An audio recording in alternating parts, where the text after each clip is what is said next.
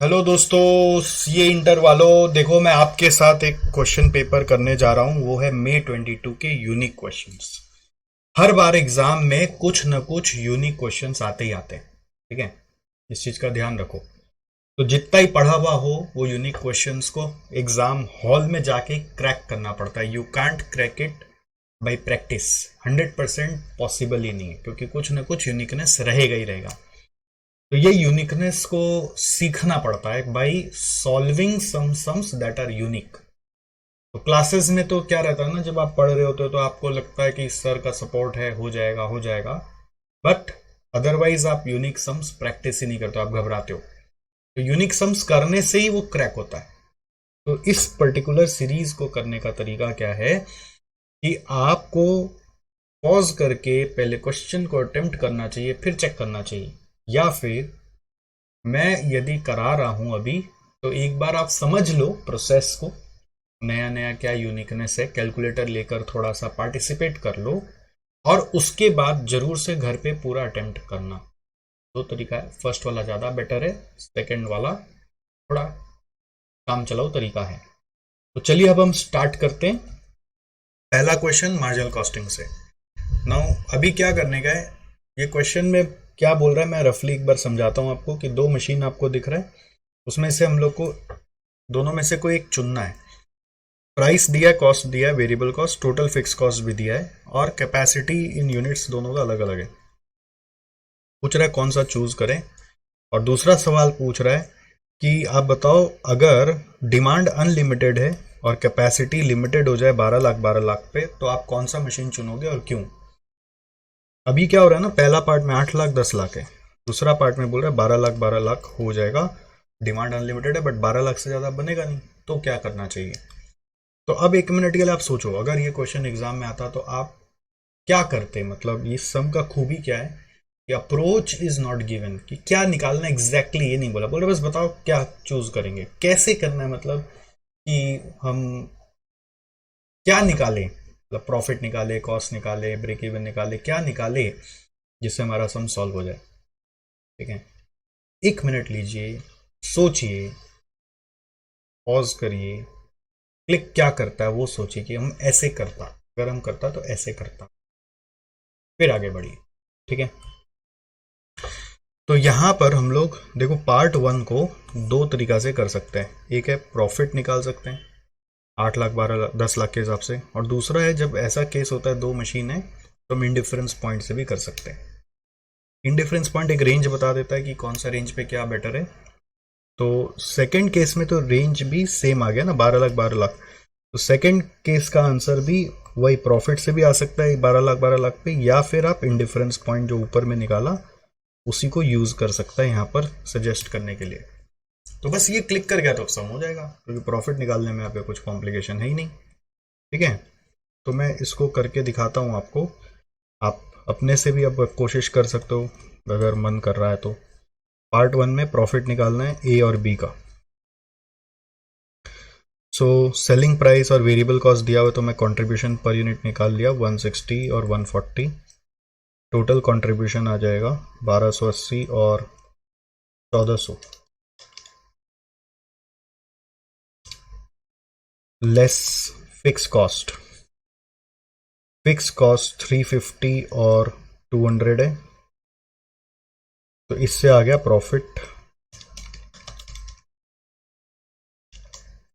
1280 minus 350 आ रहा है 930, और ये आ रहा है 1200। तो एक्स्ट्रा प्रॉफिट सेकेंड वाला में आ रहा है, इसलिए बेटर है। इंस्टीट्यूट का सॉल्यूशन में प्रॉफिट पर यूनिट भी निकाला है, जिसका मुझे लगता है ज़रूरत नहीं है, बट आप चाहो तो कर सकते हो, डिवाइड बाय 8 लाख और 10 लाख करके। दूसरा तरीका क्या है, इनडिफरेंस पॉइंट। इनडिफरेंस पॉइंट निकालने के लिए कंडीशन है। कंडीशन क्या है कि selling price should be constant. वो इस सब में लागू भी है, दोनों का सेलिंग प्राइस सेम ही है, क्योंकि हम लोग अल्टीमेटली प्रोडक्ट एक ही बना रहे हैं। इनडिफरेंस पॉइंट निकालने का तरीका क्या है, change in fix cost by change in contribution per unit. तो चेंज इन फिक्स कॉस्ट दिख रहा है 50 lakh, sorry 150 lakh, 350 minus 200, divided by change in contribution दिख रहा है 20। तो 150/20 करने से आ रहा है 7.5 लाख। ठीक है, तो this is coming 7.5 lakh. Now from this we can say if expected sales is greater than 7.5 lakh, then you will recommend high fixed cost option. High fixed cost मतलब मशीन ए है यहाँ पर, और लेस देन 7.5 लाख है तो you recommend machine B. Low fix cost option याद है, इसमें होता है low fix cost option which is machine B. तो ये इंडिफरेंस पॉइंट से सजेशन दिया जा सकता है या कैलकुलेशन किया जा सकता है, यहीं पे छोड़ दिया जाएगा. पहला पार्ट में कंक्लूड हो जाएगा एग्जैक्टली कि मशीन बी है, इस तरह पहला ऑप्शन से करोगे तो, और सेकेंड ऑप्शन से जाओगे तो कंक्लूड नहीं होगा, बस ये रिकमेंडेशन आ जाएगा. रिकमेंड ही तो पूछा है, रिकमेंड मतलब फाइनल कंक्लूजन नहीं चाहिए, आप अपना ऑप्शंस दे दो. अब बोल रहे कि 12 लाख होगा तो क्या करना है, तो देखो इन डिफरेंस पॉइंट का रूट से जाओगे पार्ट 2 में, अगर इन डिफरेंस पॉइंट का रूट से जाओगे तो 12 लाख पे एट 12 लाख आप क्या बोलोगे, क्योंकि वो 7.5 लाख से ज़्यादा है तो machine A would be more profitable. ठीक है, मशीन ए हल लिख देते हैं, मशीन ए. और अगर इस रूट से आओगे प्रॉफिट वाले रूट से तो 12 लाख पे प्रॉफिट निकाल के देखना पड़ेगा. तो कंट्रीब्यूशन पर यूनिट मालूम है 160 140, उसमें कोई चेंज ही नहीं है. और फिर क्या करना है, टोटल कंट्रीब्यूशन निकालना है इंटू 12 करके, 160 इंटू 12 1920, और 140 into 12 1680, less fix cost 350 and 200, तो माइनस करके आ रहा प्रॉफिट 1920 माइनस 350 करके 1570, और ये आ रहा है 1480. तो ये बेटर है. अब प्रॉफिट पर यूनिट इंस्टीट्यूट क्यों दिखा रहा है, ये जरूरत नहीं है, बट दिखा रहा है तो मैं बता दिया कि दिखा तो रहा है. मेरे हिसाब से प्रॉफिट पे भी फुल मार्क्स है, और यहाँ पर इंडिफरेंस के हिसाब से करोगे तो बस मशीन ए लिखने से भी काम हो जाएगा. बस इंडिफरेंस के लिए अब ये ध्यान रखना होता है कि सेलिंग प्राइस कांस्टेंट हो तभी इंडिफरेंस अपने लगाते हैं जनरली. सेलिंग प्राइस यदि अलग दिया होता तो फिर प्रॉफिट रूट से ही करते. ठीक है, तो ये चीज आपको सिखाया हुआ रहता, अब क्या होता है ना, उतना ध्यान नहीं रहता, करने से क्या हुआ तो ध्यान आ गया. चलो नेक्स्ट क्वेश्चन में आ जाओ.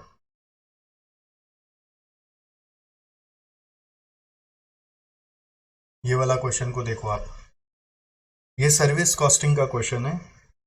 क्या बोल रहा है इसमें, ये पुराना मतलब जब आपका भी नया मैट वगैरह आ गया ना इंस्टीट्यूट का, इसके पहले जो मैट वैट था उसमें क्वेश्चन था. Coal is transported from 2 mines X and Y and unloaded at plots in railway station. X is at distance of 15 kilometers and Y is at a distance of 20 kilometers from the railhead plots. ठीक, कोल क्या हो रहा है, transport हो रहा है, mine से लेकर कहाँ अनलोड हो रहा है, eight plots in railway station, mines से उठाकर रेलवे स्टेशन तक ला रहे हैं. डिस्टेंस दिया हुआ है 2 माइन का, X और Y 2 माइन है, तो वहां से रेलवे स्टेशन तक का जो प्लॉट है उस तक का क्या डिस्टेंस है वो बता रहा है. Fleet of lorries having carrying capacity of 4 ton is used to transport coal from mines. Mines से कोयला लाने के लिए 4 टन्स आपका, माइन से कोयला लाने के लिए 4 टन्स आपका कैपेसिटी है. Records reveal that average speed of lorry is 40 kilometer per hour when running and regularly takes 15 minutes to unload at the railhead. Unloading time बता रहा है, और 40 किलोमीटर्स पर आवर आपका ट्रैवलिंग स्पीड है. At mine X average loading time is 30 minutes per load, while at mine Y average loading time is 25 minutes per load. Next बोल रहा है additional information में wages, driver wages, depreciation, insurance are 12 rupees per hour. Operated fuel oil tyres repairs are 1.6 per kilometer. You're required to prepare a statement showing cost per ton kilometer of carrying coal from each mine X and Y. तो X और Y से total cost per ton kilometer आपको बताना है. तो required से सारा reveal होगा. मेरे को क्या निकालना है, कॉस्ट पर टन किलोमीटर. तो मैंने क्या सिखाया था इस सबका प्रोसेस, सबसे पहले किलोमीटर निकाल लो, फिर निकाल लो टन किलोमीटर. ये 2 वर्किंग हर सम में होता है. जब पैसेंजर किलोमीटर का सम होता है तो किलोमीटर और पैसेंजर किलोमीटर निकाल लो, ये वर्किंग नोट होगा. फिर टोटल कॉस्ट का स्टेटमेंट बना लो. अब टोटल कॉस्ट में चक्कर ये कि 2 ही कॉस्ट है, 1 और 2. अब ये दोनों कॉस्ट में, एक पर आवर पे एक पर किलोमीटर पे है। टोटल निकालने के लिए मेरे को इसको इंटू आवर से मल्टीप्लाई करना पड़ेगा, इसको इंटू किलोमीटर से। तो किलोमीटर तो मेरे को मालूम है, बट आवर एक नया वर्किंग नोट यहाँ पे आ जाएगा। There is a new working note here which is we are going to call as hours. जितना आवर काम हो रहा है, आवर्स ऑपरेटेड बोल सकते हो या आवर्स वर्कड, जितना आवर काम हो रहा है उसके हिसाब से you need to find out, जितना आवर्स काम हो रहा है उसके हिसाब से you need to find out how many hours we have worked. Based on that we will have to take this. Okay, you got the point 1 2 3। उसके बाद क्या होगा, टोटल कॉस्ट स्टेटमेंट आ जाएगा। समझ में आया? चलो, सो टोटल कॉस्ट स्टेटमेंट के पहले 3 वर्किंग नोट लगेगा यहाँ पे। फर्स्ट वर्किंग नोट है किलोमीटर्स निकाल लो, बट उसके भी पहले मैं एक रिकमेंड करूंगा कि आपको क्वेश्चन समझ में आया कि नहीं, ये इंश्योर करने के लिए आप ऐसे कर सकते हो। देखो, एक डायग्राम बना लो, क्वेश्चन को ड्रॉ कर सकते हो तो बहुत ही अच्छा। क्वेश्चन समझ में आया कि नहीं मेरे को पता नहीं चल रहा है आपके लिए। तो रेलवे स्टेशन है, फिर 2 माइन से आ रहे हैं हम लोग, एक माइन एक्स से आ रहे हैं, एक माइन वाई से आ रहे हैं। उल्टा भी बना देते हो, माइन एक्स माइन वाई, फिर वो लोग रेलवे स्टेशन तक जा रहे हैं, ऐसे भी सोच सकते हो। अभी ऐसे जा रहे हैं, आप ऐसे सोचो। डेटा समझ में आ रहा है कि नहीं, वो जरूरी है। बोल रहे डिस्टेंस है 15 किलोमीटर्स, वाई का डिस्टेंस है 20 kilometers. Fleet of lorries having carrying capacity of 4 tons is used to transport coal from mines. Speed is 40 kilometer per hour. Lorry जो जा रहा है यहाँ पर, देखो लॉरी बना दिया, 4 टन्स का लॉरी जा रहा है। एग्जाम में ये सब नहीं बनाना है, बट ये आपको समझाने के लिए बना रहे हैं कि 4 टन्स की लॉरीज यहाँ पे इंगेज्ड है ये काम करने के लिए। उनकी स्पीड है 40 किलोमीटर पर आवर। ये क्यों दे रहा है, स्पीड क्यों दे रहा है सर? हम लोग को तो हैबिट ही नहीं है स्पीड देखने का। स्पीड इससे दे रहा है कि आप टाइम निकाल पाओ, कितना टाइम में जाएगा, क्योंकि आवर्स से सब जुड़ा हुआ है ना, इसलिए स्पीड दे रहा है। फिर बोल रहा है आपको अनलोडिंग टाइम लगता है 15 मिनट एट रेलवे हेड, तो यहाँ 15 मिनट पे अनलोडिंग होगा। और माइन एक्स में लोडिंग टाइम यहाँ पे बोल रहा है 30 मिनट्स है, और वहाँ पे लोडिंग टाइम 25 मिनट है। ठीक है, पर लोड बोल रहा है, पर लोड 30 मिनट्स। तो देखो फ्लो क्या बैठ रहा है, पहले लोड होगा 30 मिनट्स, फिर जाएगा रास्ता में, डिस्टेंस और स्पीड दिया हुआ तो टाइम निकल जाएगा, फिर अनलोड करेगा।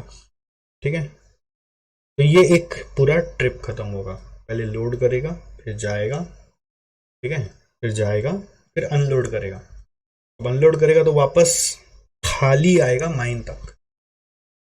वो खाली आएगा माइन तक तो वापस से पेट्रोल फ्यूल लगेगा, तो डिस्टेंस कवर होगा विथ 0 टन, बट खाली भी आएगा।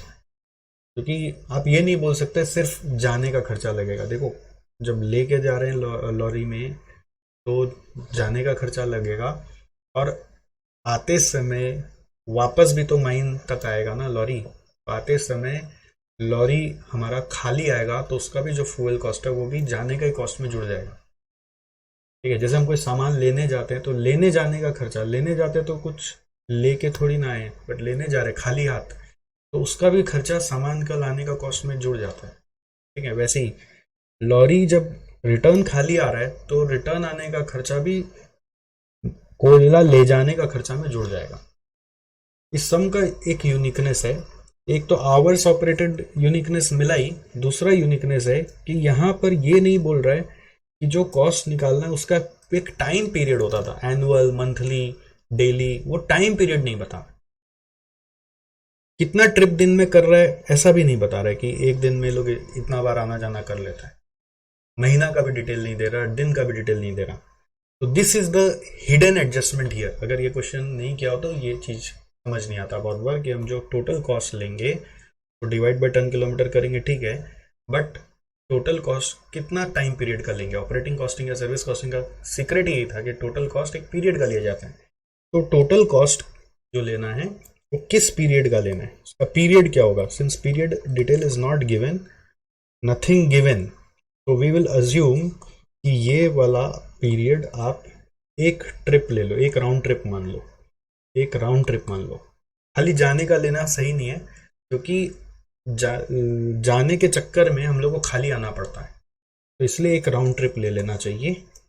कि हमारे पास कितना ट्रिप ये लोग कर रहा है, उसका ऑप्शन नहीं है, उसका डिटेल नहीं है। कितना महीना में ऑपरेट कर रहा है दिन, वो भी डिटेल नहीं है। तो एक राउंड ट्रिप पे सम करेंगे, राउंड ट्रिप का कॉस्ट क्या आ रहा है वो देख लेंगे, और राउंड ट्रिप में टन किलोमीटर क्या हो रहा है वो देख लेंगे। Period is one round trip, this is one unique चीज जो आपको ये सम सिखाता है। हालांकि ये सम आपके लिए यूनिक हो सकता है बट इंस्टीट्यूट के लिए यूनिक नहीं, क्योंकि बहुत सालों पहले ये क्वेश्चन पूछा गया है और पुराने मैट में होता भी था। तो अब आप इसके बेस पे पूरा सम बना सकते हैं। ये मेरे तरफ से एक आपको ब्रीफ अप मिल गया। अब आप कोशिश करना चाहते हैं अगर, तो पॉज करके पूरा सम को अटेम्प्ट कर सकते हैं। तो note number 1, kilometres in a trip, in a round trip, कितना किलोमीटर्स एक राउंड ट्रिप में हो रहा है, सब कुछ एक राउंड ट्रिप पे करो। एक्स के केस में, वाई के केस में। तो एक्स के केस में जाना आना 15 इंटू 2 30, उधर वाई के केस में 20 into 2 40, 30 kilometers 40 kilometers. Note number 2, note number 2, फिर अपने को निकालना है ton kilometers in a round trip. Round trip में टन किलोमीटर्स कितना होगा, तो एक्स और वाई, टन किलोमीटर्स में कितना टन कितना किलोमीटर लेके गया। तो कितना टन लेके गया 4, कितना किलोमीटर 15, आते समय 0 टन 15, तो ये हो जाएगा बस 15 चौके 60। फिर 4 इंटू 20, आते समय 0 इंटू 20 तो इक्वल टू 80। ठीक है, 60 ton kilometers and 80 ton kilometers, सब कुछ एक राउंड ट्रिप पे कर रहे हैं। That's the only thing possible here. फिर hours operated in a round trip, एक राउंड ट्रिप में कितना समय लग जा रहा है। ठीक है सर, हमको तो नहीं क्लिक किया, ये राउंड ट्रिप में करना है, इसीलिए तो करा रहा हूँ ना सर। एग्जाम में हम क्या करते हैं, अब एग्जाम में राम भरोसे जो करते करते या ऑप्शन में छोड़ देते, ऐसा कुछ होता, कुछ तो क्लिक करता, आप उसके हिसाब से करते। इसीलिए मैं बोला कि आप अपने से एक बार पॉज करके हर क्वेश्चन को सोच सकते हो कि क्या अप्रोच लगाना है। तो पहले लोडिंग होगा, लोडिंग टाइम कितना दिया हुआ देखो, पहले मिनट्स में दिया हो तो मिनट्स ही ले लेते हैं, आवर्स में लास्ट में कन्वर्ट कर लेंगे। ये मिनट्स में है अभी, मिनट्स एक बार ले लेते हैं, 30 मिनट्स, और यहाँ पे कितना मिनट्स लगता है 25। फिर जाने का माइन टू रेलवे स्टेशन, उसका डिस्टेंस है 15 और स्पीड है 40 किलोमीटर पर आवर। तो 1 घंटा में 40, आपको याद है क्या, time is equal to distance by speed होता है। 1 घंटा में 40 जा सकते हैं, 15 में जाने के लिए कितना टाइम लगेगा, 15 किलोमीटर बाई 40, तो इतना आवर आ रहा है, उसको मिनट्स में लेना है तो इंटू 60 कर दो, 15 इंटू 60 बाई 40, 22.5 मिनट्स आ रहा है। अभी आपका समझ में नहीं आता बहुत बच्चों को, क्या हो गया, अरे बाप रे बाप, इतना हार्ड मैथ्स कैसे आ गया। देखो 60 मिनट में 1 घंटा मतलब क्या होता है, 1 घंटा में 40 किलोमीटर जा सकते हैं।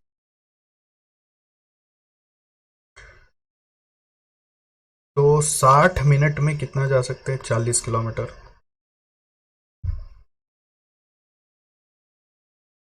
ठीक है, तो मेरे को जाना कितना है 15 किलोमीटर, तो उसके लिए कितना टाइम लगेगा, उल्टा करना पड़ेगा, 60 बाई 40 इंटू 15, यूनिटरी मेथड तो आता होगा ये। 40 किलोमीटर के लिए 1 घंटा लग रहा है, 40 किलोमीटर के लिए 60 मिनट लग रहा है, 1 घंटा मतलब 60 मिनट, तो 15 किलोमीटर के लिए कितना लगेगा, 60 बाई 40 इंटू 15, लॉजिक से। उसी तरीके से यहाँ पर 20 बाई 40 होगा, डिस्टेंस बाई स्पीड वाला थ्योरी से 20 बाई 40, बट उसको मिनट्स में लाना है तो इंटू 60, 20 इंटू 60 बाई 40 करने से आ रहा है 30 मिनट्स। और ये कॉन्सेप्ट सिंपल है ना यार, 40 का स्पीड है और 20 किलोमीटर जाना है तो आधा घंटा लगेगा। अब यहां से अनलोड करके आएगा वो, unloading time, unloading time rail head पे कितना लगता है, 15 मिनट बोला ही है, और मैं बोल दिया था 15 मिनट। फिर वापस आएगा रेलवे शेड या स्टेशन टू माइन, अब वापस आएगा तो उतना ही टाइम लगेगा, 22.5 और 30। अब एक बच्चा बोलता है सर आते समय तो खाली आ रहा है, तो जल्दी भी तो आ सकता है, स्पीड बढ़ा लेगा। बट क्या है ना, ये एवरेज स्पीड इसीलिए दिया हुआ है, एग्जैक्ट स्पीड नहीं दिया हुआ है। एवरेज स्पीड यहाँ पे इसलिए दिया हुआ है कि आपका जाना आना का कोई एवरेज कर दिया हो सकता है जाते समय और धीरे जा रहा हूँ, 40 का स्पीड पे नहीं चला सकता इतना भारी गाड़ी, तो ये हम लोग को नहीं पता आते समय का स्पीड क्या है, तो सेम स्पीड पे आ गया। हम लोग एवरेज इसीलिए समझ रहे हैं। 30, 22.5, 22.5 और 15 करने से ये 90 मिनट्स आ रहा है, और यहाँ पर 25, 30, 15 और 30, 100 मिनट आ रहा है। तो ये मिनट्स आ गए, इसको आवर्स में ले जाओ तो 90/60 is equal to 1.5 hour, 100/60 is equal to 5/3 hours, 25 और 23 जा।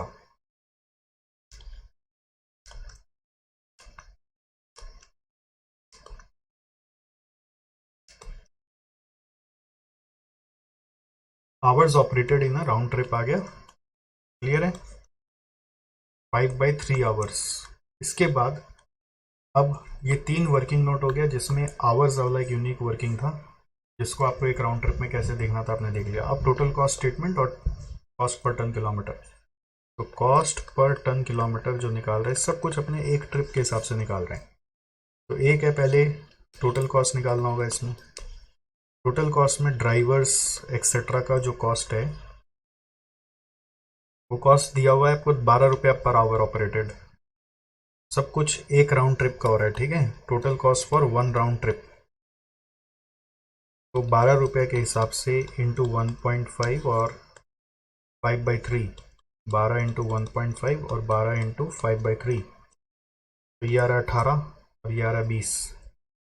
फिर फ्यूल एक्सेट्रा जो दिया हुआ है, फ्यूल एक्सेट्रा 1.6 पर किलोमीटर, तो 1.6 इंटू 1.5, सॉरी पर किलोमीटर है, 1.6 इंटू किलोमीटर हम लोग का था 30 और 40, 1.6 इंटू 30 48, और 1.6 इंटू 40 इज 64। 48 और 18 इज 66, 64 और 24 इज 84।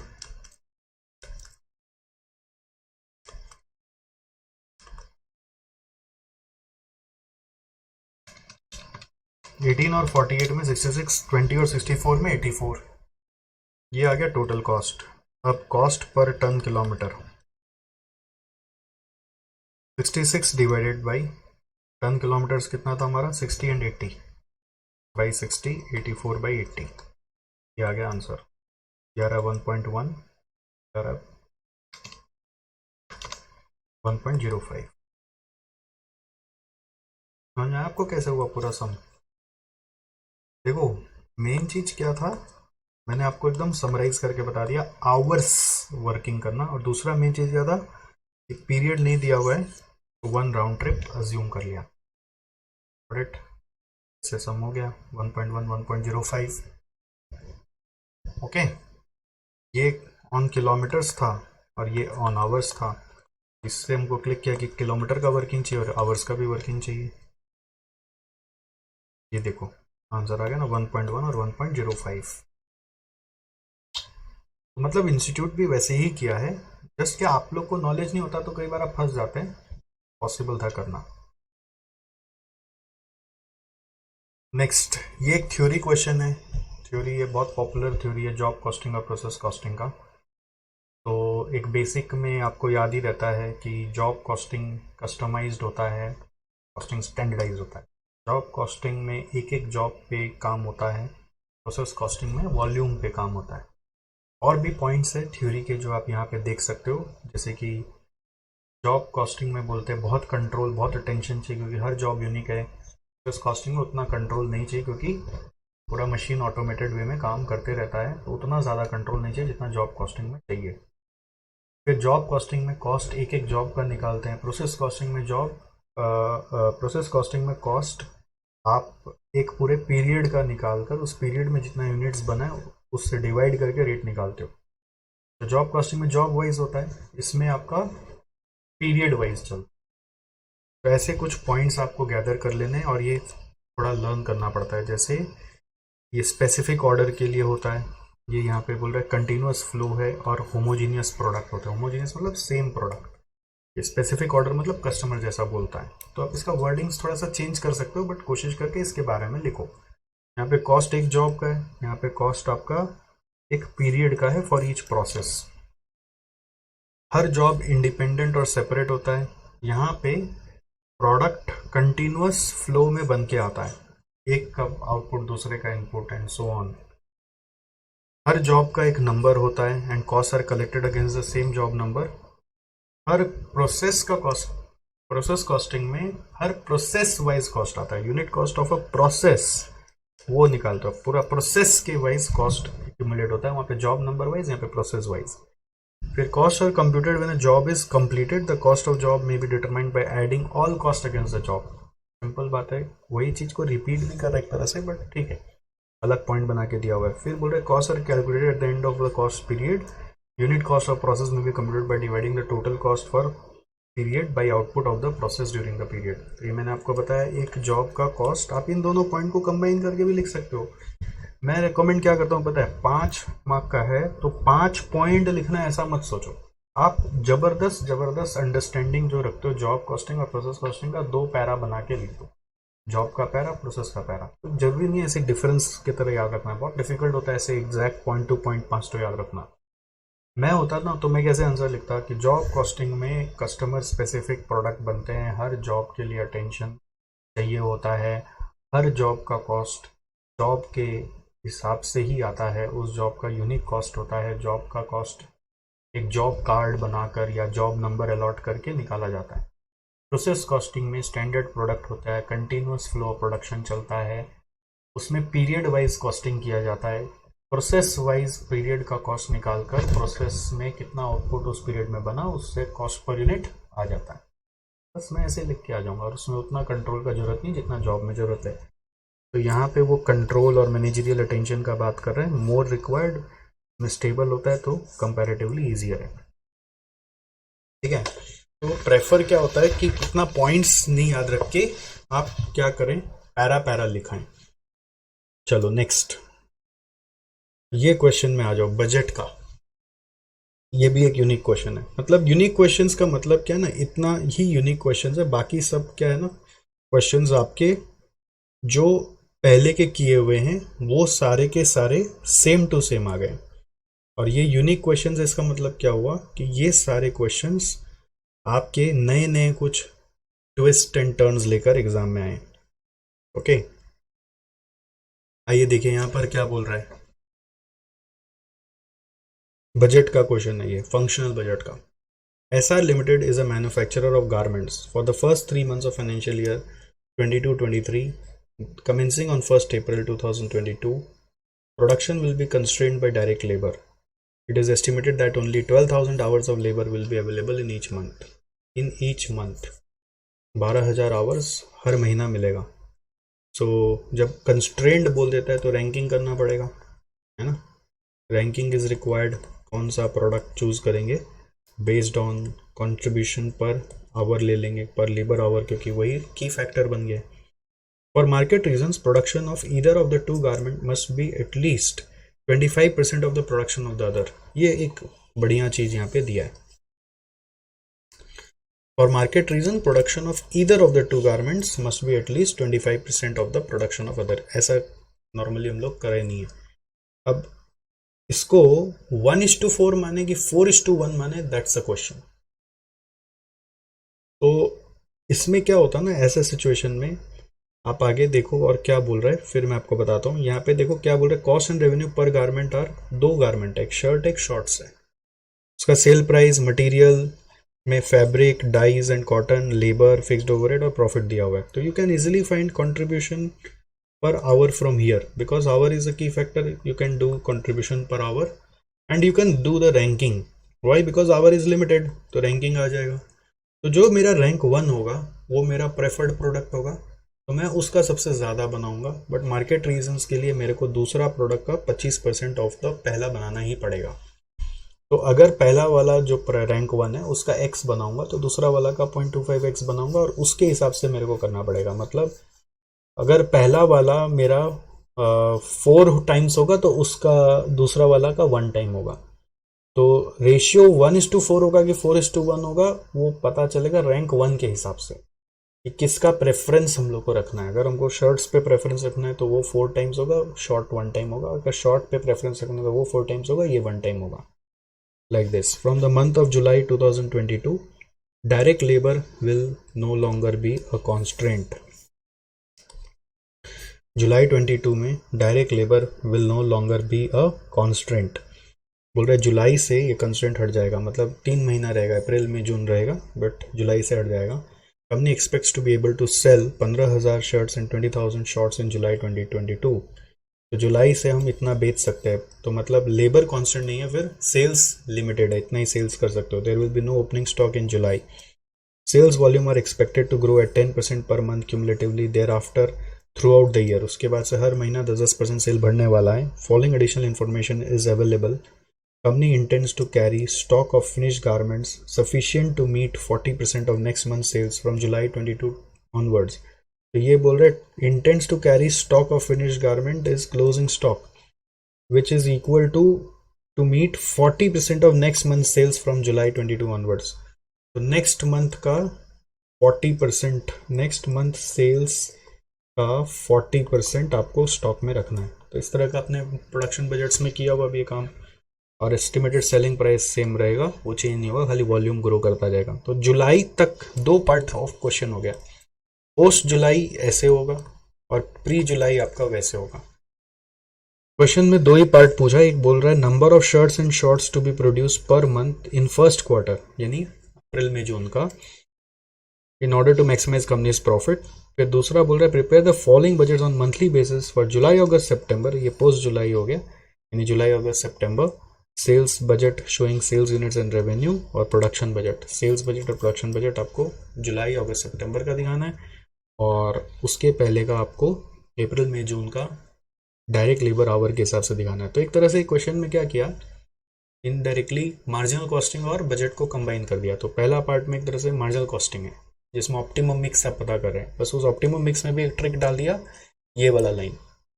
बच्चे लोग जब अटेम्प्ट किए होंगे तो कंट्रीब्यूशन पर आवर तो निकाल लिए होंगे, रैंकिंग भी कर लिए होंगे, कंस्ट्रेंट देख के उनको याद आ जाता है। बट अब रैंकिंग करने के बाद हम इस पर्टिकुलर लाइन को कैसे हैंडल करें उसमें हम कंफ्यूज हो जाते हैं। ठीक है, ये लिख देता है कि इसका 4 टाइम्स होगा, इसका 1 टाइम्स होगा, तो ईजी होता है। बट ये नहीं लिख कर लिख दिया, बस वन प्रोडक्शन किसी का भी जब आप करोगे तो दूसरे वाले का 25% करना है। तो हम किसका करेंगे, तो वो रैंक 1 का हम पहले करेंगे। रैंक 1 कौन सा आएगा पता नहीं, तो रैंक 1 का अगर 4 गुना है तो रैंक 2 का 1 गुना है, यानी रैंक 1 का x है तो उसका 0.25x है। ठीक है, तो based on this let's first of all find out the ranking. चलो अभी अपने से भी कोशिश कर सकते हो आप कि अपने से कम रैंकिंग तो करो। कंट्रीब्यूशन पर लेबर आवर आपको निकालना है, शर्ट और शॉर्ट। कंट्रीब्यूशन पर यूनिट क्या होगा, selling price minus variable cost. Variable cost कितना है, 24 6 30 और 8 38, 12 4 16 और 4 20। सेलिंग प्राइस है 60 44, वेरिएबल कॉस्ट है 38 और 20, कंट्रीब्यूशन पर यूनिट है 22 और 24। फिर लेबर आवर पर यूनिट है, डायरेक्ट लेबर देखो @8 पर आवर दिया हुआ है तो 1, और 4 आवर आ रहा है तो 4 रुपीज़ है, तो 4/8 करने से 0.5 आ रहा है। समझ में आ रहा है कि 8/8 करके 1 और 4/8 करके 0.5, 1 और 0.5। फिर कंट्रीब्यूशन पर आवर आ जाएगा 22 और 48। तो इससे आ गया हमारा रैंक 2 और 1। ठीक है, रैंक इज 2 और 1।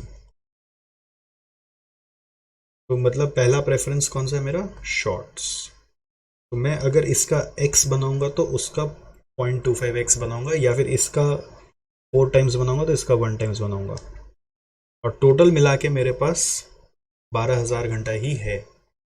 तो now what will be the optimum mix, part 1 को कंटिन्यू कर रहे हैं। What will be the optimum mix for April to July, तो we April to June, sorry April में June. So we have hours available as 12,000 only. तो अपने को मान लो अभी एक्स से कर दे, एक्स से आपको इजी लगेगा। शॉर्ट्स और शर्ट्स है, ठीक है। तो शॉर्ट्स का यूनिट्स अपने एक्स मान लेते हैं। वाई पहले इसका एक्स क्यों मानेंगे, क्योंकि ये रैंक 1 है, तो दूसरे वाले का ऑटोमेटिक 0.25 एक्स हो जाएगा। आवर पर यूनिट हम लोग का लगना है 1 और 0.5, तो टोटल आवर्स हमारे पास यूज होगा एक्स और उल्टा लिख देना, ये है 0.5 और वो है 1, ये 0.5 और 1 है, तो ये आवर्स यूज होगा 0.5x और यहाँ पे आ रहा है 0.25x। Accordingly total hours is 0.75x। According to condition मेरे पास सब मिला के 12,000 ही है, अगर मेरे को 1:4 मेंटेन करना है तो x का वैल्यू आ रहा है 16,000, 12,000 बाई 0.75। तो देयरफॉर शॉर्ट्स की यूनिट्स बननी है 16,000 और शर्ट्स की बननी है 0.25x के हिसाब से 4,000, और ये यूनिट्स आपके पर मंथ आ गए, क्योंकि 12,000 पर मंथ है। अप्रैल मई जून का इतना एक प्रोडक्शन आपको करना है। तो मेरे नज़र में ये पार्ट थोड़ा सा यूनिक था कि ऐसे ये आपको डिटरमाइन करना है, क्योंकि ऐसा किया हुआ नहीं है। अभी इंस्टीट्यूट ये सब थोड़ा पूछ रहा है, तो एग्ज़ाम में अगर कामली कोशिश नहीं करोगे ना तो होगा नहीं। तो हमेशा स्ट्रेटेजी क्या होती है एग्ज़ाम की, कि सबसे पहले जो आता है घटाघट जाके वो कराओ, यूनिक यूनिक चीज़ को लास्ट में ट्राई करते रहो, क्योंकि इसको ट्राई करने के चक्कर में अगर जो आता है वो छूट गया तो लॉस हो जाएगा। फिर नेक्स्ट आ जाइए आप, बोल रहे हैं यहाँ पर जुलाई अगस्त सितंबर का बजट्स बना दीजिए, तो वो भी बना के दिखा देंगे हम लोग। उसमें सेल्स बजट पहले बोल रहे हैं, तो पार्ट 2 में अगर हम जाते हैं, उसका फॉर्मेट्स आपको याद होगा, जुलाई अगस्त सितंबर, ठीक है। हम अक्टूबर तक का करेंगे, इसका रीज़न है क्योंकि नेक्स्ट मंथ सेल्स से क्लोजिंग स्टॉक आ रहा है ना, तो सितंबर का वर्किंग अक्टूबर पर डिपेंडेंट होगा। अक्टूबर का एक्स्ट्रा कर लेते हैं। तो पहला पार्ट है सेल्स बजट। सेल्स बजट में पहले यूनिट सोल्ड आएगा, ठीक है। तो ये आप दो पार्ट में अलग अलग लिख के कर सकते हो, या फिर शर्ट और शॉर्ट का दो अलग अलग कॉलम भी बना सकते हो, ठीक है। तो एक बार पहले हम अलग अलग ही करके दिखा रहे हैं। शॉर्ट्स का पहले कर लेते हैं मान लो, तो सेल्स यूनिट्स कितना होगा पहले वो देखो, और ये यूनिट्स यहाँ जुलाई का दिया हुआ है। शर्ट्स का पहले ले लो, या फिर 15,000 शर्ट्स है तो शर्ट पहले ले लो आप। शर्ट और शॉर्ट में तो आई का ही फ़र्क है। तो ये 15,000 है, दिया हुआ है, उसमें कुछ निकाले नहीं है। Company expects to be able to sell 15,000 in July, तो 15,000 और फिर बोले 10% बढ़ा दो, 15,000 प्लस 10% 16,500, फिर 10% बढ़ा दो, क्यूमुलेटिवली बढ़ाना है मतलब यहाँ से ही बढ़ता जाएगा, प्लस 10% बढ़ा दो, तो ये 19,965 तक आ रहा है। फिर सेलिंग प्राइस बोला है सेम रखो, सेलिंग प्राइस बोल दिया था will be same as above, तो 60-44, 60 सब में आ जाएगा, क्योंकि ये शर्ट्स का बात हो रहा है, 44 उसका है। तो टोटल सेल्स आएगा 15,000 into 60, 9 lakh, 16,500 into 60, 990, 18,150 into 60, 1089, 19,965 into 60, 11,97,900।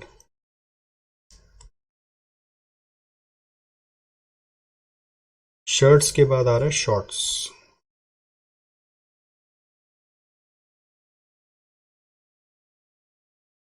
Sales units, shorts का सेल्स यूनिट्स 20,000 है, तो 10% बढ़ाते जाएंगे, 20 का 22, 22 पे 10% बढ़ाओ, 24,200, उस पे 10% बढ़ाओ, 26,620, ठीक है।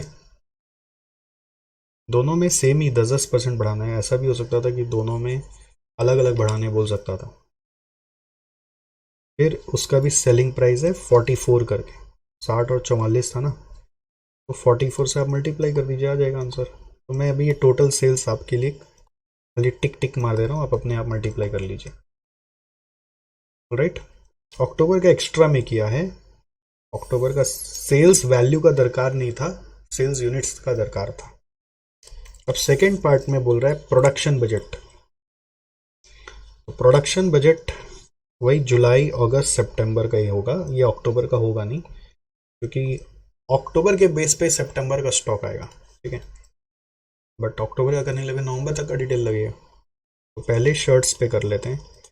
सेल्स, सेल्स यूनिट्स आपको मालूम है 15, 16.5 और 18, 150। फिर सेल्स के बाद ऐड करते हैं प्रोडक्शन के लिए क्लोजिंग स्टॉक, लेस करते हैं opening stock. Okay, so opening stock for July question में बोला था, opening stock for July question में क्या बोला था, no opening stock at the beginning of July, तो डैश है। क्लोजिंग स्टॉक बोल रहे नेक्स्ट का 40%, तो 16,500 का 40% आता है 6600, 18,150 का 40% आता है 7260, फिर यहाँ पर 19,965 का 40% आता है 7,986,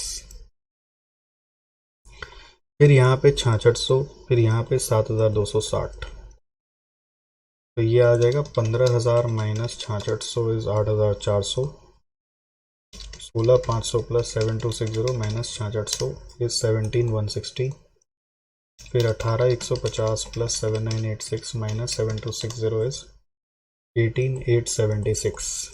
तो this is your units produced. Shirts के बाद शॉर्ट्स। अगर कॉस्ट आप चाहो तो कॉस्ट ऑफ प्रोडक्शन भी निकाल सकते हो, ये कॉस्ट तो हम लोग को मालूम ही है, बट इन यूनिट्स ही पूछा है इसलिए यहाँ पे छोड़ दो, नहीं तो प्रोडक्शन बजट में कॉस्ट मालूम है तो कॉस्ट ऑफ प्रोडक्शन भी होता है। अब शॉर्ट्स का अपने आप करने का कोशिश करो ना, थोड़ा सा पार्टिसिपेट करने का कोशिश करिए आप, नहीं तो वन साइडेड गेम हो जाएगा। 20,000, 22,000, 24,200, एड क्लोजिंग स्टॉक, वो नेक्स्ट से आएगा, उसका 40%, 22,000 का 40%, 8,800,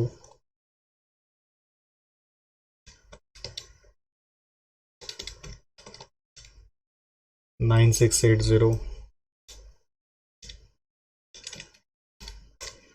10,648, देख लो 26,620 का 40%, ठीक है। लेस ओपनिंग स्टॉक यहाँ पे डैश है और ये कॉपी होगा 8,800, 9,680, तो ये भी आ जाएगा 20,000 माइनस 20 और 8, 28,800, 22 प्लस 9,680 माइनस 8,800 करके आ रहा है 22,880, 24,200 प्लस 10,648 माइनस 9,680 करके आ रहा है 25,168। ओके देखो 25,168, 18,876,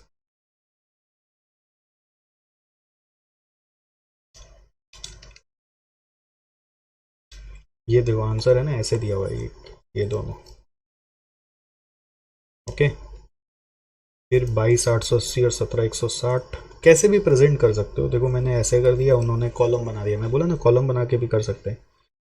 28,800 और 21,600 है, हाँ ये माइनस हो गया, ये गलत हो गया यहाँ पे, 21,600 होगा, प्लस करना है ना, प्लस क्लोजिंग स्टॉक, मैंने माइनस कर दिया, बाकी सब तो ठीक ही किया यार। आप लोग लाइव जब पढ़ रहे होते हो तो ये सब का प्रॉब्लम नहीं आता है, बिकॉज बच्चे करेक्ट करा देते हैं, अकेले में थोड़ा होता है इश्यूज। चलो समझ में आया आपको, I hope you have understood. Question number 5 एक बार मैं सामने में छोड़ रहा हूँ, इसको रीड करो प्रॉपर और पूरा फ्लो बना के देखो, पॉज करो और रीड करो। तब मजा आएगा। Please do it.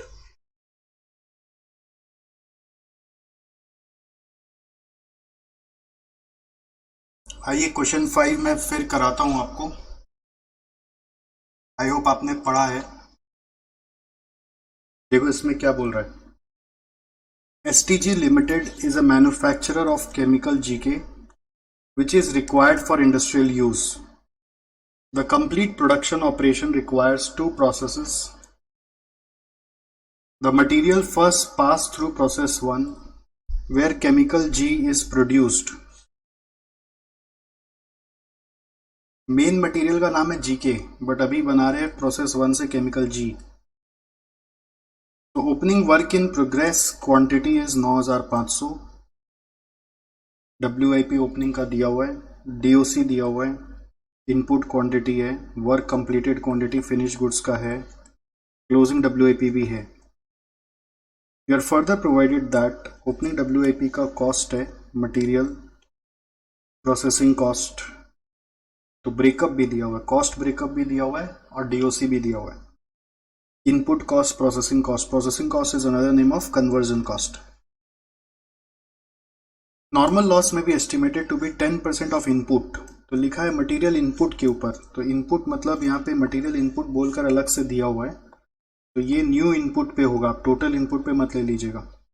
It has no realisable value.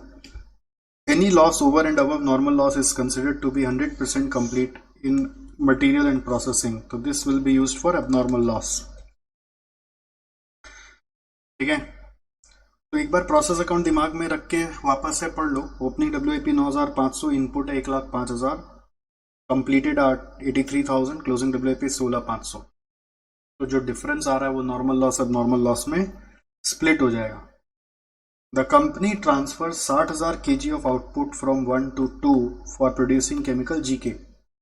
तो आउट ऑफ दिस 60,000 हम लोग नेक्स्ट प्रोसेस में डाल दिए, तो इसे बचा हुआ 23,000 जो है वो यही रह गया। Further materials are added in process 2 which yield 1.2 kg of chemical GK of every kg of chemical G introduced। तो नेक्स्ट प्रोसेस की बात हो रही है, प्रोसेस 2 की बात हो रही है, उसमें आपने और मटेरियल ऐड भी किया है जिससे 1.2 kg ऑफ केमिकल GK आता है for every kg of G introduced. इसका मतलब 60,000 kg जो इंट्रोड्यूस कर रहे हैं उससे बढ़ जाएगा क्वांटिटी, 72,000 हो जाएगा, क्योंकि फर्दर मटेरियल ऐड कर रहे हैं ना। तो फर्दर मटेरियल ऐड करने से नॉर्मली मटेरियल एडेड में क्वांटिटी नहीं बताता है, बट नया मटेरियल ऐड करने से इस बार क्वांटिटी बढ़ जा रहा है। Chemical transfer to process 2 for further processing are then sold as chemical GK for 10 rupees per kg and any quantity of output completed in process 1 are sold as chemical G at ₹9 per kg। तो आप first process का output को 9 रुपया पे बेच सकते हैं, second process का आउटपुट को आप 10 रुपया पे बेच सकते हैं। Monthly cost incurred in process 2 are, ये प्रोसेस 2 का कॉस्ट है, यहां से यहां प्रोसेस 2 का है। तो क्वेश्चन है prepare statement of equivalent production and determine the cost per kg of chemical G in process 1 using weighted average method. यहाँ पे दोनों लग सकता था क्योंकि मेरे को DOC और कॉस्ट ब्रेकअप दोनों दिया हुआ ओपनिंग WIP का, तो मैं FIFO और एवरेज दोनों यूज कर सकता था, बट क्वेश्चन ने बोला एवरेज करने, तो एवरेज करेंगे। तो ये प्रोसेस 1 से जुड़ा हुआ वर्किंग है। और सेकेंड वर्किंग पूछ रहा है statement showing cost of chemical G transfer to process 2, cost of abnormal loss and cost of closing WIP। तो ये प्रोसेस 2 से जुड़ा हुआ है कि प्रोसेस 2 में जो हमने भेजा उसका केमिकल G का कॉस्ट क्या है। नहीं, ये मेरे को लग रहा है प्रोसेस 1 का ही पूछ रहा है ultimately. Cost of chemical G transfer to process 2, फिर कॉस्ट ऑफ एबनॉर्मल लॉस, फिर कॉस्ट ऑफ क्लोजिंग WIP, ये भी प्रोसेस 1 का ही पूछा है। थर्ड क्वेश्चन प्रोसेस 2 का है जिसमें बोल रहा है STG is considering the option to sell 60,000 kg of chemical G of process 1 without processing it further in process 2। तो इसका सेलिंग प्राइस हम लोग को पता है 9 रुपया करके ना, यहाँ पे लिखा हुआ था। फिर बोल रहा है will it be beneficial for the company over the current pattern of processing 60,000 kg in process 2। तो वो आप लोग जॉइंट प्रोडक्ट बाय प्रोडक्ट में सीखे हैं ना, इवैल्यूएशन ऑफ फर्दर प्रोसेसिंग, वो पूछ लिया इधर। ठीक है, you are not required to prepare process account, तो इसके लिए प्रोसेस अकाउंट बनाने का दरकार नहीं है, बस इवैल्यूएशन करके दिखाओ। तो वो इवैल्यूएशन पूछ रहा है कि अगर हम केमिकल G को ही बेच दे तो अगर हम केमिकल जी को ही भेज दे तो फर्दर प्रोसेस नहीं करे प्रोसेस 2 में तो क्या इम्पैक्ट आएगा वो आपसे पूछ रहा है। तो पहला पार्ट में तो आप देखिए वही ओपनिंग डब्ल्यू है, तो वेटेड एवरेज मेथड से आपको स्टेटमेंट बनाने बोल रहा है, cost per kg of chemical पूछ रहा है। तो बेसिकली पहला पार्ट में स्टेटमेंट्स बोल रहा है, सेकंड पार्ट में वैल्यूज बोल रहा है, वैल्यूएशन स्टेटमेंट मांग रहा है, और थर्ड पार्ट में आपको बोल रहा है कि आप फर्दर प्रोसेस करें कि ना करें वो बताओ, और बोल रहा है प्रोसेस अकाउंट का दरकार ही नहीं है, ना प्रोसेस 1 बनाना है ना 2 बनाना है, सिर्फ आप स्टेटमेंट्स और वैल्यू बता दो, प्रोसेस अकाउंट में टाइम वेस्ट मत करो। ठीक है, तो आई होप आपको सवाल समझ में आ गया होगा। तो now we should do the जवाब। सवाल आ गया समझ में तो जवाब करो। सो पार्ट 1, एक एक पार्ट को ना हाईलाइट करके करना चाहिए normally. Statement of equivalent production, but सीधा स्टेटमेंट में जाओगे, प्रोसेस अकाउंट ऐसे पूछा नहीं है, ठीक है, बट फिर भी मैं हमेशा बोलता हूँ प्रोसेस अकाउंट एक बार बना लो रफली। इससे क्या होगा, ये वर्किंग नोट है, रिक्वायर्ड नहीं है, आप क्वेश्चन में बोला हमको नहीं चाहिए, बट रफली बनाने से मेरे को क्या होता है ना, क्वेश्चन का पूरा डेटा सिंक्रोनाइज होकर समझ आ जाता है। फिर भी बना लो। प्रोसेस 1 में 2 ओपनिंग WIP 9,500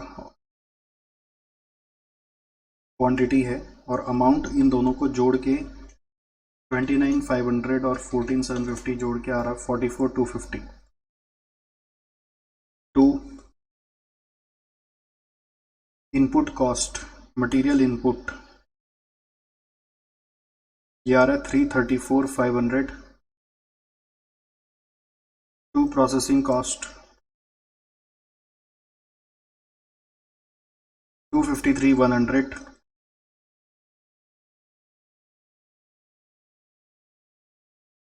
बाई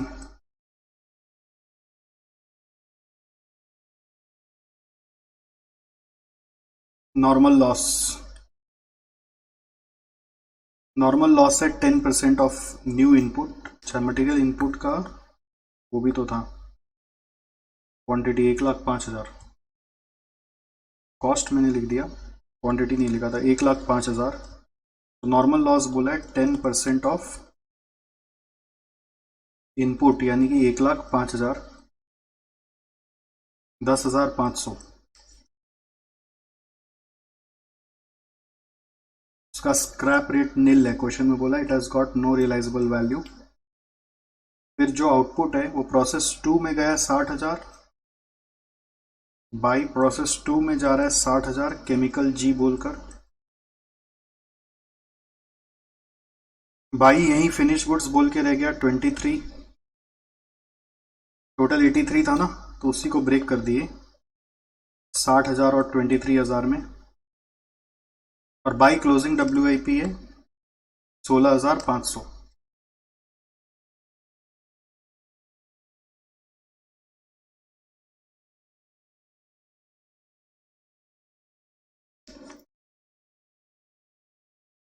हुआ, तो टोटल क्या आएगा, 1,14,500, और यहां पर आ रहा है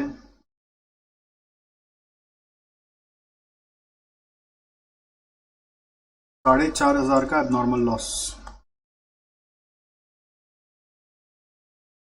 So we got to find the value of these, okay?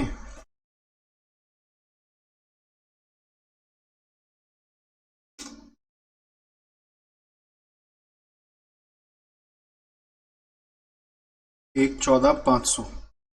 तो ये वैल्यू करने के लिए हम लोगों को स्टेटमेंट्स बनाना है। क्वेश्चन ने बोला कि ये प्रोसेस अकाउंट का दरकार नहीं, बट वर्किंग नोट में प्रोसेस अकाउंट बनाने से हम लोग को बहुत हेल्प हो जाता है। क्वेश्चन जो बोले चाहे बोले वो नहीं मांगा, बट हम बना लेंगे तो हम लोगों को डेटा अच्छे से समझ में आ गया। अब हमको वेटेड एवरेज मेथड फॉलो करना है। Statement of equivalent production, weighted average method,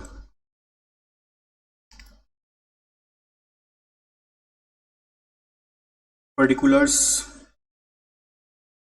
material 1, sorry material एक ही है, मटेरियल और कन्वर्जन कॉस्ट बोलकर एक साथ है, लेबर ओवरहेड का अलग कॉलम नहीं। प्रोसेसिंग कॉस्ट और कन्वर्जन कॉस्ट एक ही होता है, ठीक है। तो DOC equivalent units, DOC equivalent units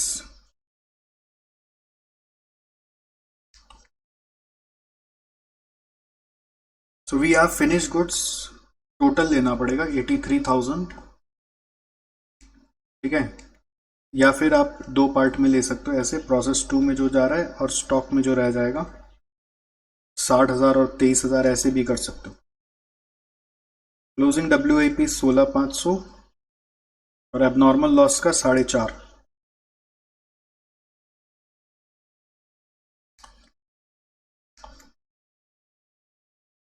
so from this, ये 100% है तो 60,000, फिर 100% है तो 60,000।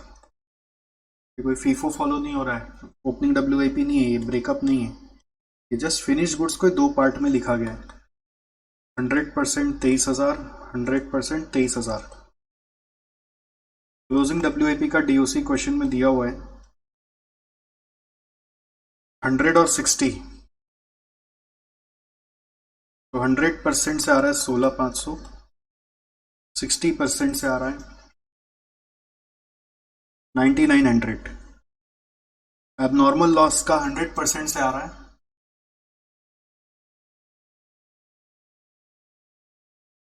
अब नॉर्मल लॉस का लिखा ही था 100% इन बोथ लेना है, तो 100% से आ रहा है 4.5, फिर 100% से आ रहा है 4.5। एवरेज मेथड में बस जो जो DOC दिया होता है वही ले लेते हैं, और फिनिश गुड्स का हम लोग क्या करते हैं, कोई ब्रेकअप नहीं लेते। FIFO होने से फिनिश गुड्स का ब्रेकअप लिया जाता है। 1,04,000 और इधर आ रहा है 97,400।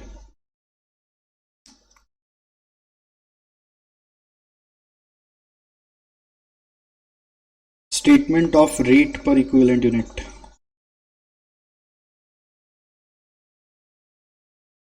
पर्टिकुलर्स, मटेरियल और प्रोसेसिंग कॉस्ट या conversion cost.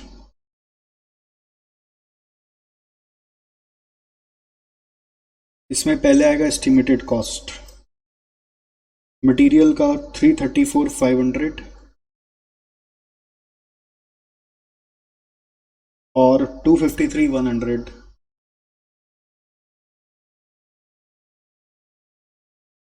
Less normal loss realisation यहाँ पे है नहीं,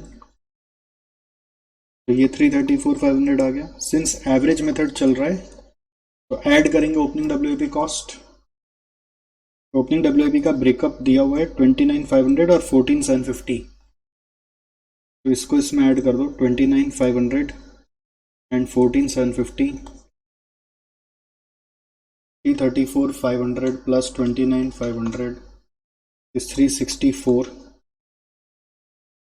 253,100 और 14,750, 267,850। Equivalent units 1,04,000 and 97,400। इससे रेट आएगा 364 डिवाइडेड बाई 1,04,000, ₹3.5 आ रहा है। 267,850 बाई 97,400, 2.75 आ रहा है। तो ये आपका पार्ट 1 में मांगा था कि आप इक्विवेलेंट प्रोडक्शन और cost per kg of chemical in process 1 पूछ रहा है, तो फिनिश गुड्स का रेट अगर 3.5 और 2.75 इन दोनों के लिए आ रहा है, तो फिनिश गुड्स का रेट 3.5 प्लस 2.75 करके 6.25 पड़ेगा। तो फिनिश गुड्स का रेट 6.25 करके आएगा, देखना 3.5 2.75 जोड़ के 6.25। सो सॉल्यूशन भी वही बता रहा है, और आप यहीं से एक बोल सकते हो कि फिनिश गुड्स का rate per unit will be 3.5 plus 2.75। पूरा वैल्यूएशन करके लाने का दरकार नहीं है, खाली कॉस्ट पर केजी पूछा ना तो यहीं से आ गया। सेकेंड पार्ट में आप बोल रहे हैं वैल्यूएशन बताओ सबका, कि कितना प्रोसेस 2 में गया, उसका कॉस्ट क्या है, नॉर्मल लॉस का कॉस्ट क्या है, WIP का कॉस्ट क्या है। तो आप वैल्यूएशन स्टेटमेंट जो थर्ड स्टेटमेंट होता है वो बताएंगे पार्ट 2 में। Valuation statement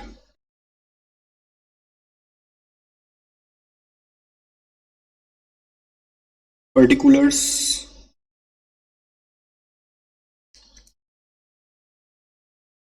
material, conversion cost और टोटल।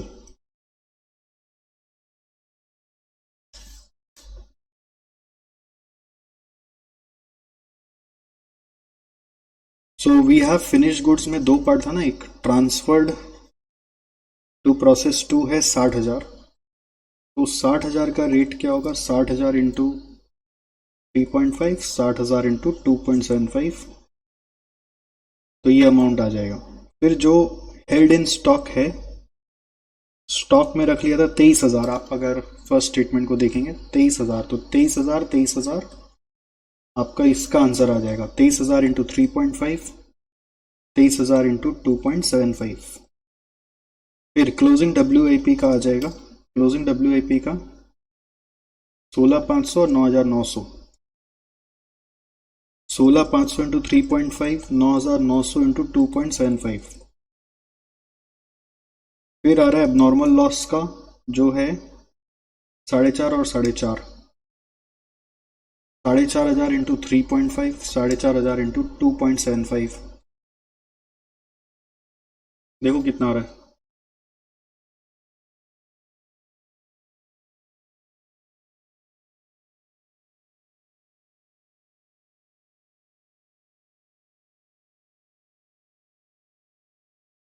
375, 143,750,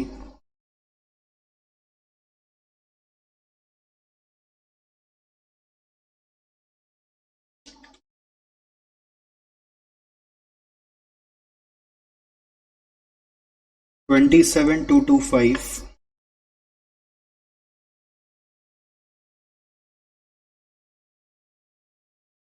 630, गड़बड़ हो गया, 28,125।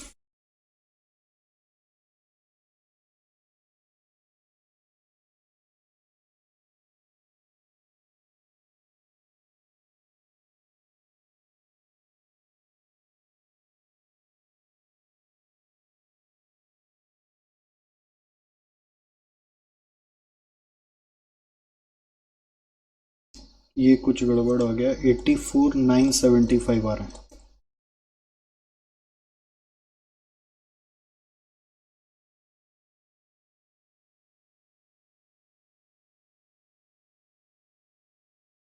वाह। So this is the value of all that is required. Now part 3 में क्वेश्चन बोल रहा है कि आप बताओ, हम यहां पर जो केमिकल जी बन के आ रहा है वो कितना बन के आ रहा है, 60,000 kgs। उसका रेट सेलिंग प्राइस है 9 रुपया करके। ये क्वेश्चन का पार्ट 3 में बोल रहा था, मैंने यहाँ मार्क किया था 9 रुपया करके। और दूसरा ऑप्शन है कि हम केमिकल जी को ये जो फर्दर प्रोसेस कर रहा है प्रोसेस 2 में ले जाएं और इसको केमिकल जीके बना दें। तो जीके से ये सेलिंग प्राइस आएगा 10 रुपया करके।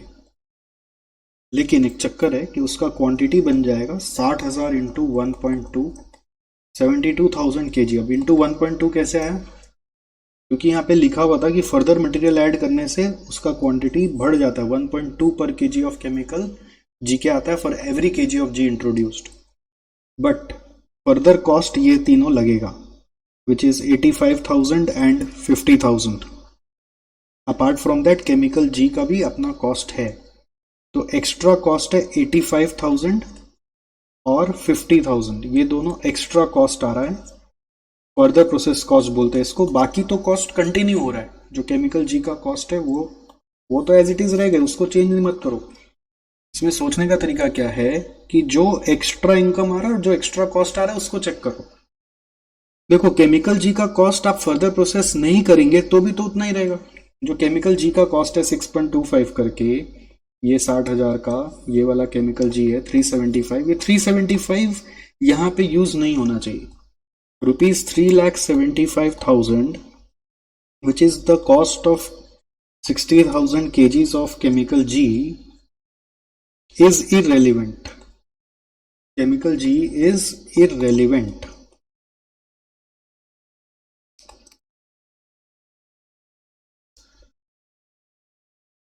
Okay.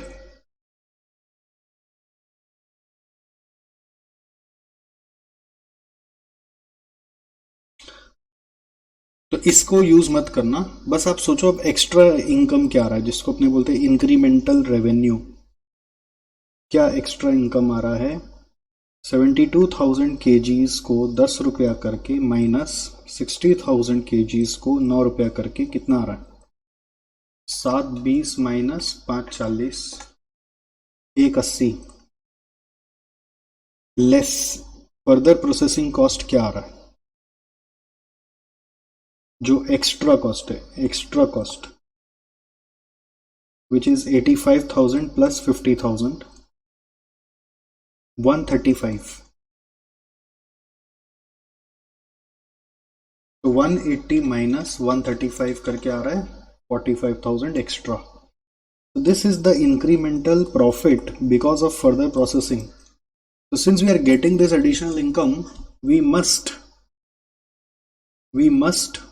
process it further. So therefore further processing should be done. We can't sell it as chemical G. Must be continued. You can say it should be continued. It is beneficial for the company. Just that 375 को यहाँ पे use नहीं करना है। देखो यहाँ पे ये आ रहा है क्या? 45,000, ठीक है। तो कैसे भी प्रेजेंट कर लो, मैंने एकदम सिंपल तरीका से बता दिया आपको कि ये मेरे पास एक्स्ट्रा फायदा आ रहा है तो मैं कंटिन्यू करूंगा फर्दर प्रोसेस करना। ऑलराइट, आई होप आप समझ गए होंगे। प्रेजेंटेशन यहाँ पे जैसे दिया हुआ वो अलग है, मैंने जो बताया वो सबसे सिंपल तरीका, आप उसको फॉलो करो। यहाँ पे ऑल्टरनेटिवली ये नीचे वाला प्रेजेंटेशन दिया हुआ है, जस्ट वो 375 को इग्नोर करना है। क्यों? क्योंकि that is not coming because of this decision. वो तो आप ये डिसीजन नहीं लोगे तो भी वो लगेगा ही लगेगा। आइए नेक्स्ट क्वेश्चन देखिए, क्वेश्चन 6। ये बहुत आसान सा क्वेश्चन है। अगेन मैं रिक्वेस्ट करूंगा कि आप पॉज करके अटेम्प्ट लीजिए, तब तो इस सेशन का आपको बेनिफिट मिल जाएगा। बहुत आसान सा क्वेश्चन है। सिंस ऐसा एग्जैक्ट क्वेश्चन पहले नहीं किया हुआ इसलिए मैंने यहाँ लिया हुआ है। UV Limited started a manufacturing unit from 1st October. It produces designer lamps and sells at 450. तो selling price is given. फिर during the quarter ending 31st December, it produced and sold 12,000 unit and suffered a loss of 35. तो ये quarter ending 31 दिसंबर 2021 है। तो 31 दिसंबर 2021 को unit sold आया 12,000, loss per unit आया 35। फिर यहां पर बोल रहे during the quarter ending 31 March 2022 sold is 30,000, profit is 40 per unit. ये लॉस है, ये प्रॉफिट है। सो क्वेश्चन आपको बोल रहे हैं टोटल फिक्स कॉस्ट निकालो, ब्रेक इवन निकालो और प्रॉफिट निकालो। वॉल्यूम रीचेस 50,000 नेक्स्ट क्वार्टर, ठीक है। तो ऐसे सिनेरियो को कैसे हैंडल करते हैं जब यूनिट्स दिया हुआ है और प्रॉफिट दिया हुआ है? तो हम लोग को एक सिस्टम सिखाया हुआ है कि जब भी दो पीरियड का सेल्स या प्रॉफिट दिया तो change in profit by change in sales से आप पीवी रेशियो निकालकर अपना कैलकुलेशन कर सकते हैं।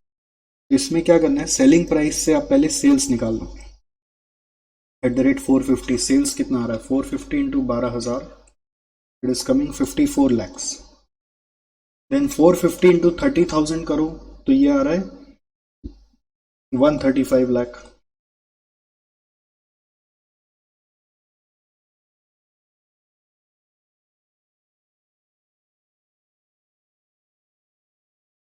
फिर प्रॉफिट,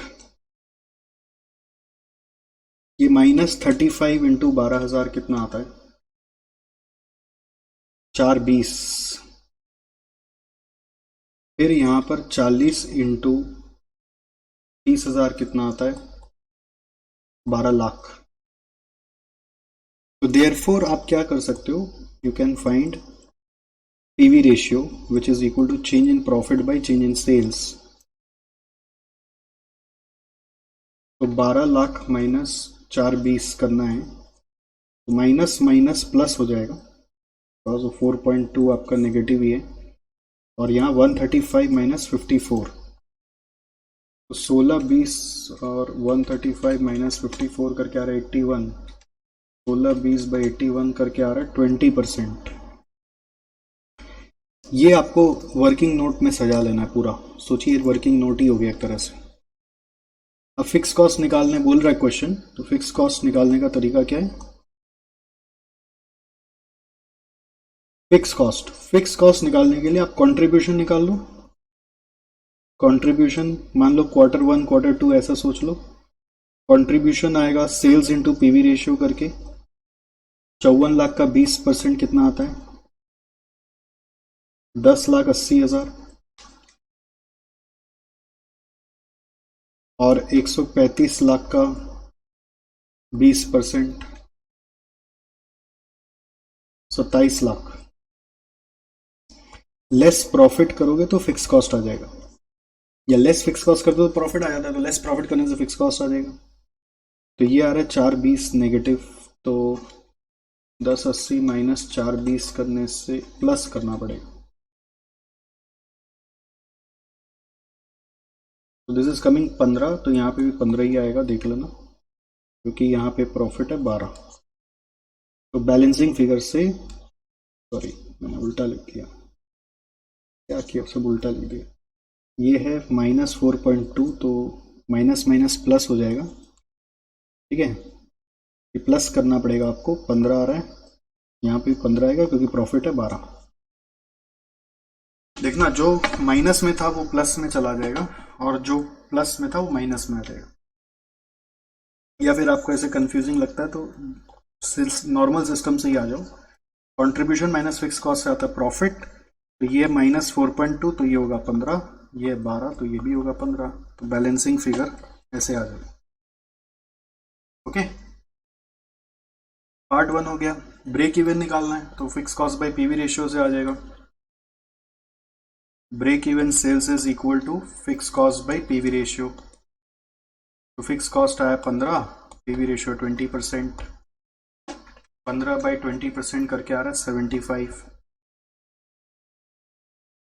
फिर पार्ट 3 में आ जाओ। पार्ट 3 में क्या है? Calculate profit if the sales volume reaches 50,000 units in the next quarter.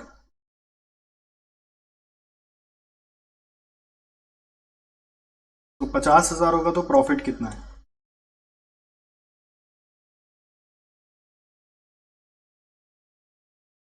तो वी विल से कंट्रीब्यूशन, पहले सेल्स ले लो आप।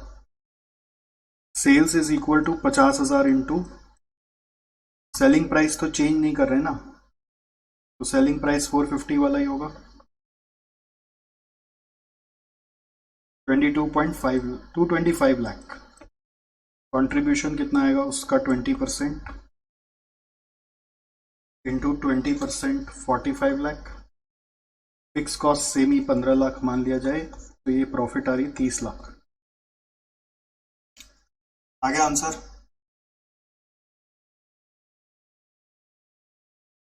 ये बच्चा क्वेश्चन था, जस्ट दैट आपको ये कॉम्प्रीहेंड करना था कि मेरे को ये यूनिट्स और लॉस पर यूनिट से पहले ये सेल्स और प्रॉफिट निकाल लेना है, और फिर PV ratio is equal to change in profit by change in sales से सॉल्व करना है। तो मेरे हिसाब से ये आप लोग कर पाते हो, इस तरह का आप लोग का किया हुआ है।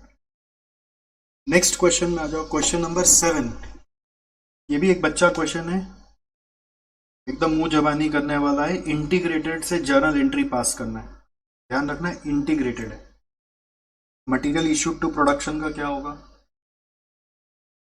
WIP to RMC। Wages allocate किया इनडायरेक्ट, इनडायरेक्ट वाला फैक्ट्री ओवरहेड में जाता है to wages control. Factory overhead over absorb हो गया, ओवर एब्जॉर्ब मतलब इनकम होता है, तो factory overhead to costing PL, या खाली PL भी लिख सकते हो, टू PL भी लिख सकते हो, क्योंकि इंटीग्रेटेड में बहुत बार खाली PL लिखते हैं, और इंटीग्रेटेड है बोलकर आपको कंपलसरी PL में डालना ही पड़ेगा। अंडर एब्जॉर्ब्ड है तो PL टू एडमिन ओवरहेड हो जाएगा। तब में कंट्रोल कंट्रोल वर्ड लगाना पड़ेगा, मैंने लिखा नहीं। Factory overhead control, factory overhead control, WIP में भी कंट्रोल।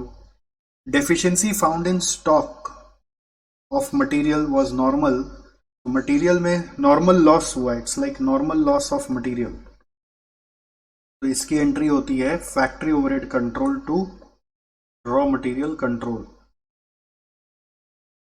नॉर्मल लॉस को हम लोग फैक्ट्री ओवरहेड में एडजस्ट करते हैं, ठीक है। सो इस तरह से आपका बहुत सिंपली एंट्रीज आ गया। इंटीग्रेटेड होने से बस यही फर्क पड़ा कि आप इसको पीएल में डाल रहे हो और कोई इंटीग्रेटेड का इम्पैक्ट नहीं है। ओके, तो ये यहाँ पे किया हुआ बहुत आसानी से हो जाएगा।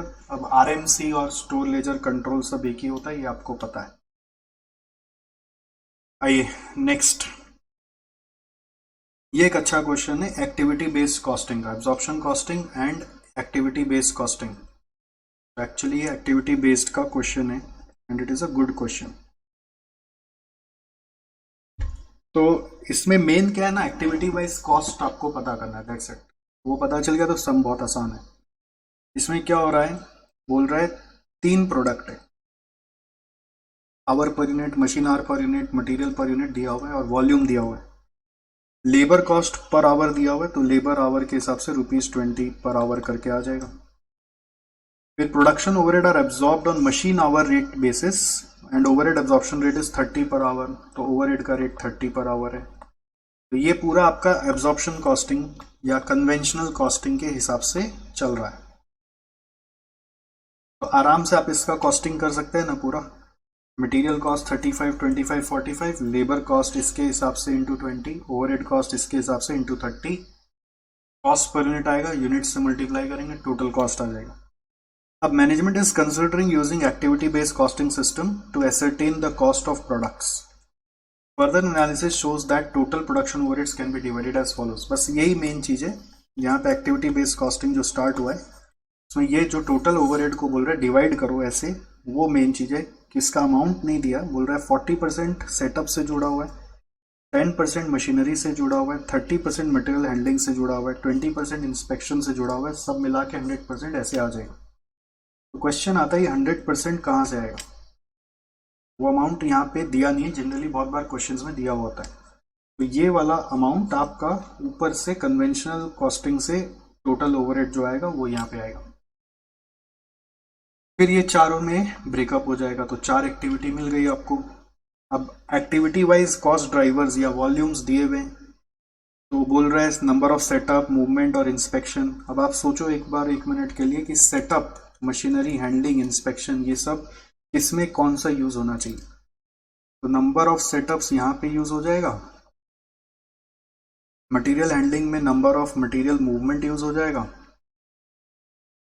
इंस्पेक्शन के लिए नंबर ऑफ इंस्पेक्शन यूज हो जाएगा, और मशीनरी के लिए हम लोग का मशीन आवर्स यूज होगा, जो नीचे नहीं दिया हुआ ऊपर में दिया हुआ है, राइट। तो क्वेश्चन बोल रहा है कैलकुलेट करो cost per unit under conventional method यानी एब्जॉर्प्शन कॉस्टिंग, और सेकंड बोल रहा है cost per unit under activity based costing method. बहुत आसान क्वेश्चन है, जस्ट दैट ये ओवरहेड का अमाउंट सोचना है, इसीलिए हमको रख दिया हमने।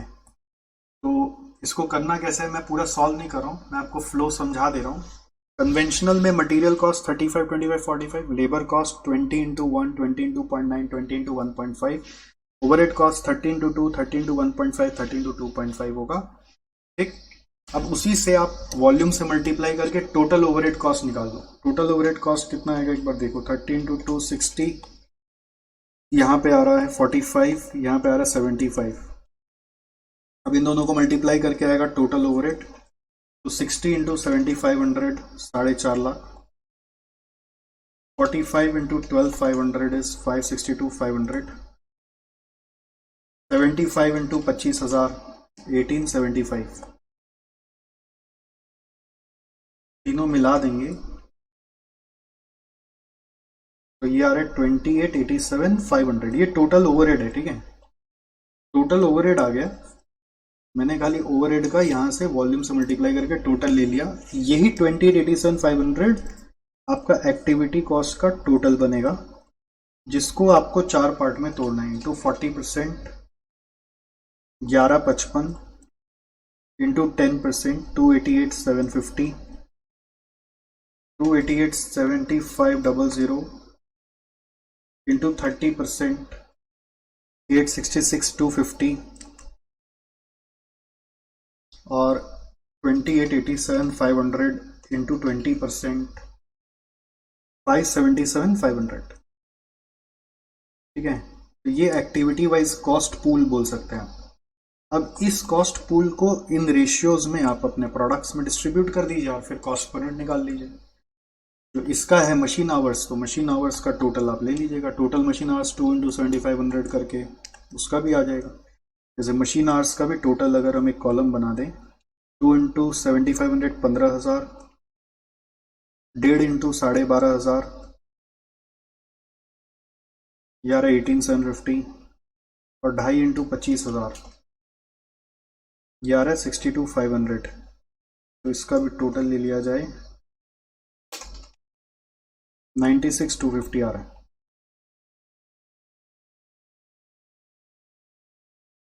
तो बेसिकली क्या होगा, ये चारों कॉस्ट इन रेशियोज में तीनों प्रोडक्ट में डिवाइड हो जाएंगे और फिर नंबर ऑफ यूनिट से डिवाइड हो जाएंगे तो कॉस्ट पर नेट आ जाएगा। एक बार फ्लो आप देख लो। देखो मटेरियल 35, लेबर का मैंने आपको बोला था 20 इंटू 1 तो 20 18, यहाँ पे लिख ही देता हूँ ना, 20 18 और 30, तो 35 25 45 20 18 30 और ओवरहेड का यहाँ पे लिखे ही थे 60 45 75। तो ये आ गया आपका कन्वेंशनल कॉस्टिंग खत्म।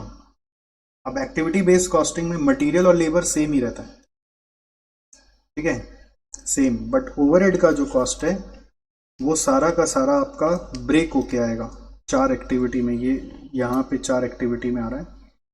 अब ये ब्रेक का वर्किंग नोट्स बनाया हुआ है कि पहले आपको टोटल ओवरहेड 28,87,500 पता करना पड़ेगा। तो वो कैसे है मैंने करके दिखाया ना, 28,87,500। फिर उसको 28,87,500 को एक्टिविटी वाइज ब्रेक कर लेना है। तो एक्टिविटी वाइज हमने यहाँ पर देखो 40%, 10%, 30%, 20% ब्रेक कर दिया। फिर आप एक्टिविटी वाइज ब्रेक जब कर लेते हैं तो अब रेशियो से भी काम हो सकता है या फिर वो वॉल्यूम का टोटल लेके रेट निकाल के भी काम हो सकता है। तो यहाँ पे वॉल्यूम का टोटल लेके रेट निकाल दिया, रेट निकालकर फिर इस रेट को मल्टीप्लाई किया गया हर एक प्रोडक्ट में जो कंजम्पशन हो रहा है उससे, तो ये टोटल अमाउंट आपका आ रहा है। जैसे सेटअप कॉस्ट का रेट 750 पर सेटअप है तो नंबर ऑफ सेटअप के हिसाब से AX BX CX में आ गया। मटेरियल हैंडलिंग कॉस्ट का अगर आप देखेंगे तो यहाँ पे रेट 750 पर मूवमेंट है, तो जितना मूवमेंट AX BX में हुआ है उसके हिसाब से आ गया। इंस्पेक्शन का रेट है 385 पर इंस्पेक्शन, तो जितना इंस्पेक्शन इसमें हुआ उसके हिसाब से आ गया। और मशीन रिलेटेड का 3 रुपीज़ पर मशीन आवर है, तो जितना मशीन आवर उसमें यूज़ हुआ उसके हिसाब से आ गया। मशीन आवर आप 15,000 18,750 सब वैल्यूज दिया ना, एक प्रोडक्ट वाइज दिया हुआ है। इन सब का रेट नीचे निकाल कर, रेट निकालेंगे टोटल से डिवाइड किया और रेट नीचे निकाल कर मल्टीप्लाई कर दो, फिर टोटल कॉस्ट आ जाएगा। टोटल कॉस्ट को यूनिट से डिवाइड कर दो, कॉस्ट पर नेट आ जाएगा। आसान क्वेश्चन है, जस्ट खाली वो टोटल ओवरहेड कैसे आएगा वो पता चल जाए तो उसको स्प्लिट करना है और फिर रेट निकाल कर भी कर सकते हो, या रेट को अवॉइड करके आप सीधा ये सेटअप कॉस्ट जो है ना, टोटल सेटअप कॉस्ट यहाँ पे आया ना हमारा कितना 1155, तो 1155 को आप नंबर ऑफ सेटअप का रेशियो में भी तीनों में बांट सकते हो। वैसे ही 288,750 को मशीन आवर का रेशियो में तीनों में बांट सकते हो। रेट नहीं निकालना है तो रेशियो में बांट दो।